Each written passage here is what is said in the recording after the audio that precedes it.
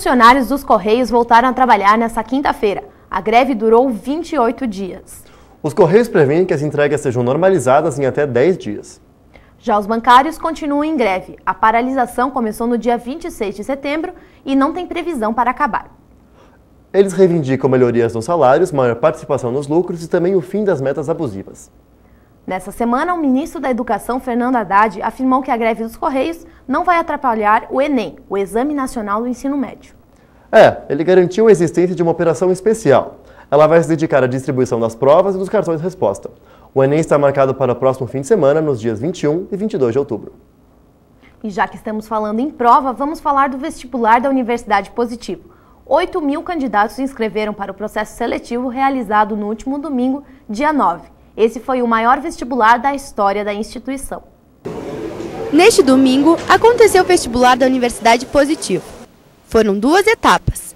A primeira prova começou às 8h30 da manhã, com questões de matemática, biologia, língua estrangeira, geografia e redação. A segunda etapa teve início às 3h30 da tarde, com as provas de língua portuguesa, literatura brasileira, física, química e história. As questões foram elaboradas por professores da Universidade Tecnológica Federal do Paraná.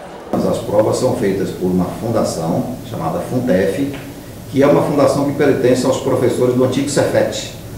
E essa fundação é que faz as provas. Mas é preciso dizer o seguinte: nenhum professor isoladamente conhece a prova inteira. Mesmo com a chuva, esse é o maior vestibular da história da Universidade Positivo. Mais de 8.000 alunos se inscreveram para realizar as provas. A novidade este ano é que esse mesmo vestibular pode ser realizado em outras 2 cidades, Joinville e Ponta Grossa. O que não é novidade é o nervosismo na hora de responder a prova. O difícil é manter a calma, né? Mas tem que respirar fundo, pensar que a gente está se preparando para isso. E é assim, tem bastante gente na mesma situação, né? Tava um pouco difícil, eu tô meio ansioso, mas eu acho que vai dar tudo certo, se Deus quiser. Um pouco nervosa, não é normal, né? Mas tem que fazer o quê? A presidente Dilma Rousseff e o prefeito de Curitiba, Luciano Dutti, anunciaram nesta quinta-feira os investimentos para as obras do metrô curitibano. Logo depois da coletiva, a ministra do Planejamento, Miriam Belchior, falou sobre o novo projeto. A primeira linha do metrô vai ser a linha azul, que vai ligar o extremo sul ao norte da cidade. As 2 pontas vão ser portas de integração entre a região metropolitana. O projeto vai fazer parte do Programa de Aceleração do Crescimento da Mobilidade, o PAC. Mesmo debaixo de muita chuva e com policiamento reforçado, algumas pessoas vieram ao Salão de Atos do Parque Barigui para presenciar a visita da presidente Dilma Rousseff. Ela chegou em meio a um comboio de carros e não pôde ser vista, o que gerou indignação de alguns dos presentes. Esse foi o espaço escolhido para que a presidente Dilma Rousseff anunciasse as obras do metrô aqui em Curitiba. Na fase inicial do projeto, serão investidos 2,25 bilhões de reais, sendo que 1 bilhão desse dinheiro vem do PAC, o Programa de Aceleração do Crescimento do Governo Federal. A primeira linha do metrô curitibano é a linha azul. Com 14,2 quilômetros de extensão, ela vai ligar o extremo sul da cidade ao norte, ou seja, da SIC ao Santa Cândida. A primeira frota do metrô vai ter 18 trens com capacidade para transportar 1.450 passageiros por viagem, o que totaliza 400 mil pessoas por dia.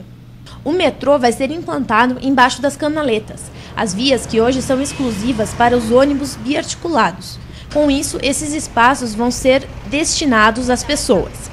Vão ser transformados em boulevards que vão ter ciclovias e aparelhos de lazer. Esse projeto divide a opinião dos curitibanos.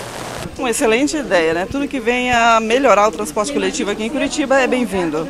Eu acredito que é de grande importância, que ele vem somar o que já existe. Apesar que ele vai substituir, né, os antigos trechos de ônibus existentes. O ideal mesmo é que ele viesse para somar de verdade, não estar substituindo. E no quadro Tela Mundo dessa semana, o tema é a instabilidade econômica na Europa. É verdade, eu conversei com o economista José Augusto Suavinski sobre esse assunto.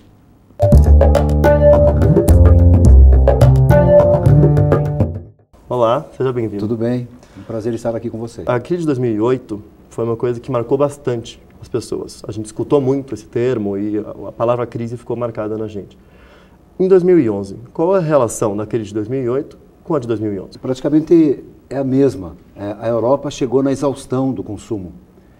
Ela não tem para quem produzir e consumir. Ela praticamente estagnou. É claro que o país capitalista sofre quando todo o seu povo, toda a sua comunidade vive em situação de uma base financeira ou de uma base de um banco.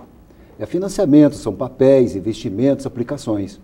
E quando você observa que você não está conseguindo ter uma rentabilidade, eu sou obrigado a procurar outros mundos, outras fronteiras, para que eu possa manter o meu consumo em alta, para que eu possa conseguir manter a minha produção estabilizada e para que eu possa manter um certo capital no meu mercado e também na nossa comunidade. Dá para dizer então que a Europa tem uma situação de dependência dentro de si, porque são vários países numa mesma economia, teoricamente, na mesma moeda que liga todos esses países. Mas, por exemplo, a gente percebe agora que a Grécia está dependendo de empréstimos da Alemanha. Então, o senhor disse que quando o país não tem uma indústria, uma demanda interna forte, ele não consegue sustentar. Dá para dizer que esse é um problema da Europa? Que os países dependem uns dos outros? Olha, sempre um país é escolhido para ajudar um outro que está em crise. Então, o país escolhido praticamente que foi para ajudar a Grécia é a Alemanha. Claro, a Alemanha também tem uma indústria forte, tem uma economia forte, está muito bem sendo bem administrada, se combate muito a corrupção. A gente vê, fala pouco da Alemanha na questão da corrupção, do que outros países, como o nosso principalmente. E foi escolhido como podemos dizer, a bola da vez. É o país escolhido para ajudar a Grécia. É claro que eu vou envolver o FMI, eu vou envolver a própria ONU. Todos estão ligados, por quê? Porque é um país que tem a presença na mídia e a presença capitalista desse país, que é um país muito forte. Ok, muito obrigado pela sua participação. Muito obrigado a vocês e parabéns pelo programa.